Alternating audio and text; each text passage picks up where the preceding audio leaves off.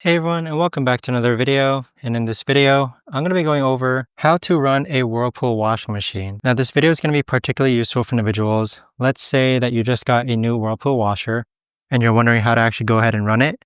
How do you actually go ahead about doing so? Now this video is going to be short, sweet, and simple, guys. There's not going to be a lot of steps involved. But in order to run your Whirlpool washing machine, what you're first going to do is that you want to go ahead and load clothes into the top loader here. So simply just place your clothes in here. And then the next thing that you want to do is you want to go ahead and pull open this drawer. And then this is where you're going to load your fabric softener. This is where you're going to load your liquid laundry detergent. Now, if you have a powder laundry detergent, you could actually pull this panel out. And then this is where you can load your powder laundry detergent.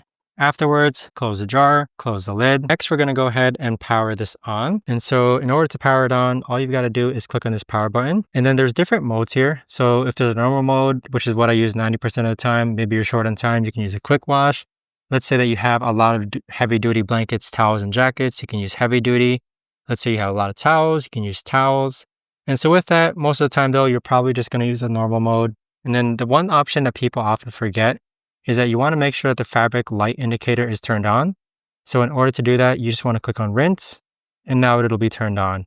Afterwards, just click on hold to start until all these light indicators turn on, and there you have it. You should now hear your washing machine turn on, and there you go. But that right there is the best and easiest way that I know of to actually go ahead and run your Whirlpool washing machine. If you guys know of a better or easier way to actually do this, let me know in the comments down below. I would love to know. Thanks so much for watching, everyone, and I'll see you guys all in the next video.